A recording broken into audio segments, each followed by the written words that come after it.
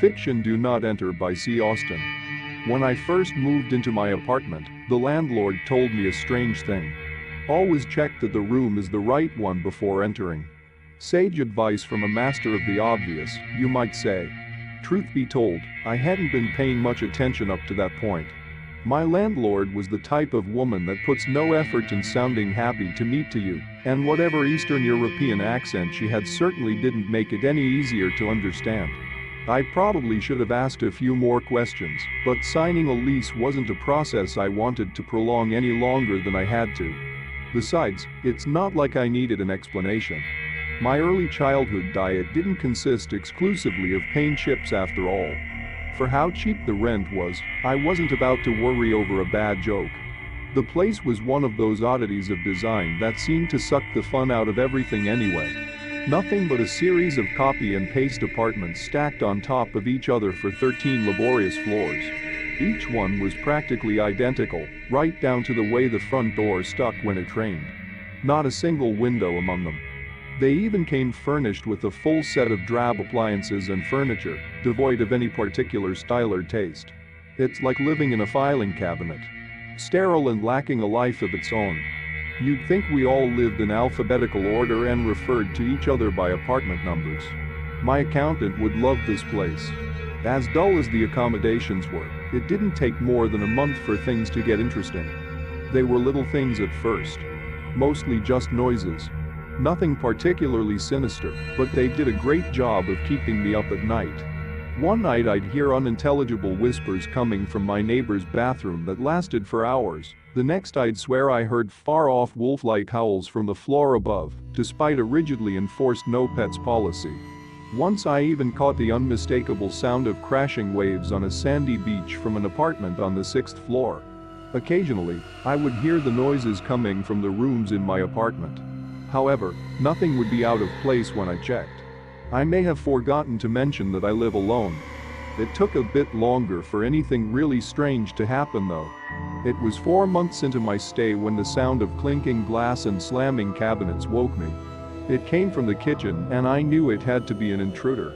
I quietly slipped out of bed and grabbed the aluminum baseball bat I keep next to the door to remind me how I really should get more exercise.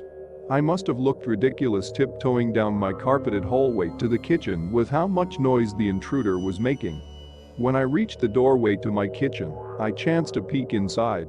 Sure enough, I saw a dark figure furiously rooting through my kitchen cabinets. Tightening my grip on the baseball bat, I flipped on the light switch. Lucky thing I did too. Otherwise, I might have beaten an innocent old woman to death. My midnight intruder started at the sight of me, her wrinkled face twisting into a mixture of fright and confusion. The unassuming dirty dressing gown and fluffy pink slippers she wore seemed an odd choice for a burglar. I recognized the woman. She was the old lady who lived 2 doors down from me. I'd even helped her with her groceries that very evening. After managing to calm the poor woman down and assuring her that she was not in fact in her flat, my elderly neighbor apologized profusely. She'd woken up in the middle of the night craving a cup, she explained, and must have gotten lost in the dark, unlit building. How she managed to slip into my apartment without either of us noticing was beyond me. She must suffer from dementia because she was convinced that she should still be on her own. I don't think she understood just how close she came to a baseball bat to the head, and I wasn't in the mood to explain it to her. I tried to be as polite and understanding as I could as I escorted her back to her apartment, but something was bothering me. Something about the whole affair made the little hairs on the back of my neck stand up. It wasn't until I locked my front door behind me that I realized what it was. Before going to bed, I remember quite clearly locking the door from the inside. I racked my brain all night, but I just couldn't explain how the old woman could have wandered into my apartment without opening my front door. Having no one else to ask, I decided to bring the subject up to my next door neighbor the next day. Cornering him in the hallway that evening, I had trouble broaching the subject. When I'd finally stammered out my story, however, he seemed rather unsurprised by the whole ordeal. This sort of thing happened all the time. Not just to the old lady down the hall either. Almost everyone in the building had a similar tale. It was the doors, he said. They didn't always lead to the same place. Sometimes, you would be facing a door that led to your bathroom, only for it to lead to your bedroom instead. It could even lead to a completely different apartment on a completely different floor. Once, he heard that someone's closet door had once opened to the alley on the north side of the building. It was a pretty crazy thing to think your door could lead anywhere in the building without notice, but my neighbor seemed to believe that the phenomenon stretched farther than that. To get around this little nuisance, he suggested I do what the other tenants do. The generally accepted method was to make 2 marks on either side of each doorway in the apartment with a marker. That way you could tell if the room you were about to enter was the right one at a glance. If the 2 marks didn't match up, you were staring at a doorway to the unknown. At least, that was the idea. The old lady must have forgotten to check when she stepped into my kitchen, or at least not seen it in the dark. My neighbor seemed rather annoyed by the thought. He made it painfully clear that I wait for the door to go back to normal before using it. I should, under no circumstances, ever enter a room that shouldn't be there. Always check first. My neighbor experienced the anomaly himself in the past, but only as a mild annoyance. Even still, he was very adamant that I take the matter seriously. But how could I? Who in their right mind would believe a story as insane as this?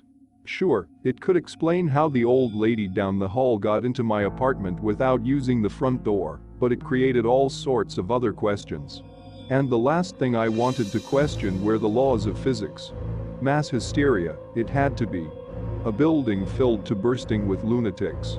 In the end, I found it simpler to write my neighbor off as a head case and move on with my life. However, I did as he suggested.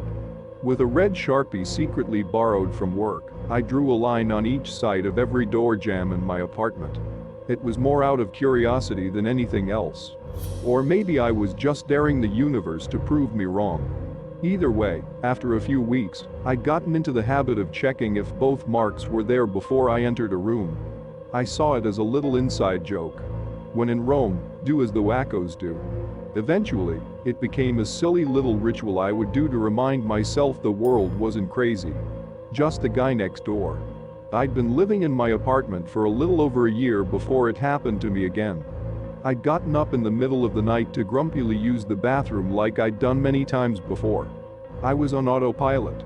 On my way back to bed, I lifted my tired eyes to the doorway leading to the bedroom and grinned at the now familiar red. But I hesitated. There was only one mark. Though only lit by a small lamp in the hallway, I was sure there was no red mark on the bedroom side of my door. I stood there for a while blinking sleep from my eyes and trying to stare the second mark back into existence.